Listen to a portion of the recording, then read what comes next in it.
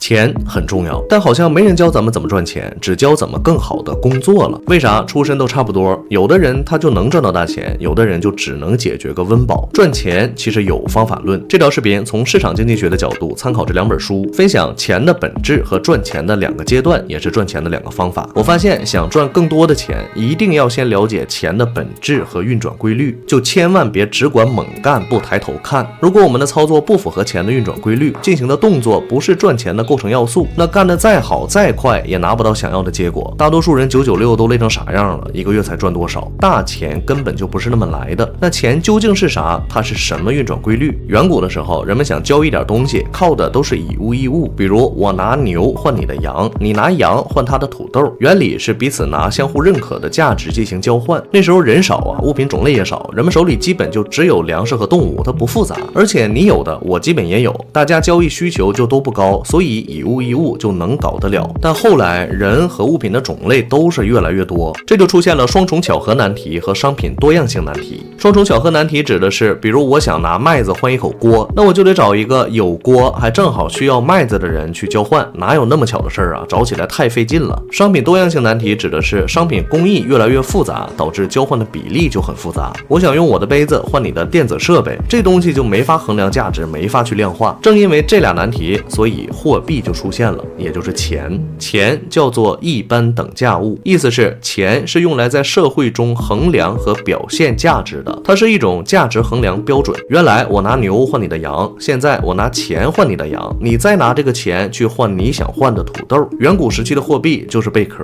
财这个字儿的贝字旁就是这么来的。货币这事儿咱就不做细致的科普了，我们只需要知道咱们手里的钱是要通过交换得来的。我之前做过沟通技巧或者是工作技能之类的视频，底下有太多的人评论，他说一个月3000块钱，钱不到位，我凭啥那么卖命给你干工作呀？意思是给我多少钱才配得上我干多少活。我之前也上过班，我太理解这个观点了，我们也完全可以这么去执行。但是这个观点有一个后果，就是它离钱有点远。还记得钱的运转规律是交换吗？拿打工来讲，赚钱的本质是用劳动成果去跟公司交换钱，注意是劳动成果，可不是时间。有人说那些资本家拿钱买我的时间，这个是我们一厢情愿的观点。其实没人买我们的时间，因为光有时间没有劳动成果，不能为雇主们提供价值，没价值，雇主就没办法跟客户去换钱，所以他就更没理由跟我们交换钱了。同时，因为钱是一种有限的社会资源，有限的东西还想要咋办？那就得抢，文雅点就是争取。那争取的方法是什么呢？纳瓦尔宝典里面说的两个很精准，一叫产品力，就是我们能提供什么有竞争力的工作成果。什么叫竞争力？就是咱们这工作成果得比别人强。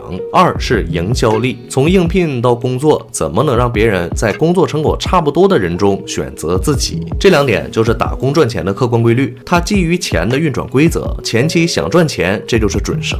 你看这很清晰，所以不是别人给我们多少钱我们才干多少活，而是我们能提供别人提供不了的劳动成果。这种能力还得让雇主们看到，我们才有机会交换回来更多的钱。所以你说精进业务能力，甚至是精进沟通能力，它究竟有没有作用？很多人就是把负能量的情绪给放大了，而不去看打工赚钱的本质，所以就会离钱越来越远。以上说的就是赚钱的第一个阶段，打工赚钱。下面分享第二个阶段。你说公司的钱是从哪儿来的？其实也是从市场来的。比如说你是个剪辑师，但因为你自己的势能太小了，还没有啥背书，你直接面向市场，市场不认你，不给你用劳动成果交换钱的机会，所以你只能去一家公司上班，公司去面向市场拿到订单，交换到钱，然后公司再根据你的工作成果的价值把钱交换给你。但这可是层层分配的，它得经过公司的战略规划，得经过总经理、总监、部门经理和你的组长，最后才到你。这种赚钱方式风险巨大，咱们把每天最优质的精力拿出去换来层层分配的一点点钱，晚上回家又困又乏，就剩点劣质精力了。但人不是机器啊，这种疲惫和沮丧怎么化解呢？我们就会通过娱乐消费所带来的快感来对冲那些负面状态。那消费娱乐都得花钱，所以我们更卖力的出卖自己的优质精力来换钱。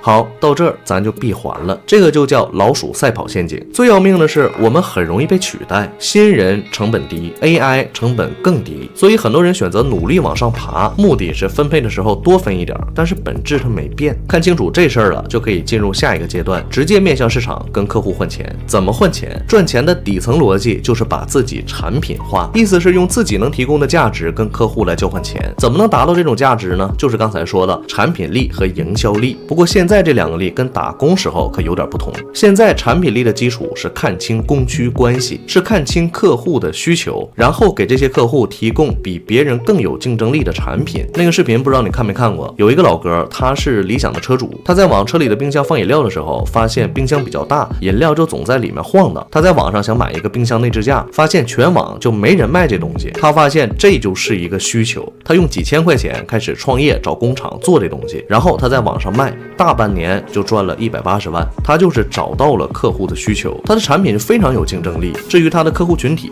可能有点小，有些人做产品会找大群体，基数大，机会看起来就比较多，但同时竞争可能也更大。究竟怎么选，要根据具体的情况来，要看自己能产出什么样的价值，是否有竞争力，还要考虑成本啊、学习能力啊等等。总之我们要记得，一定要具备产品力。什么是产品力？是看清客户的需求，然后给这些客户提供比别人更有竞争力的产品。那对于我们普通人来讲，产品这块要怎么选择？一定要记得加杠杆。这杠杆就是做边际收益高的产品，有边际收益就有边际成本。简单理解一下，边际成本就是我们每卖出一个产品的成本，这个成本里面包括生产和销售，我们得选择做边际成本低的产品，这样边际收益才能高。举个例子你就明白了，你看现在有人他在网上去卖课，这课一遍就做完了，那不管卖多少份，生产成本都是不变的。再比如我视频要是带点货，这视频我一次就做好了，无论卖出多少份产品，我的成本大概就只是生产一个视频。这种产品和销售模式，边际收益就非常高。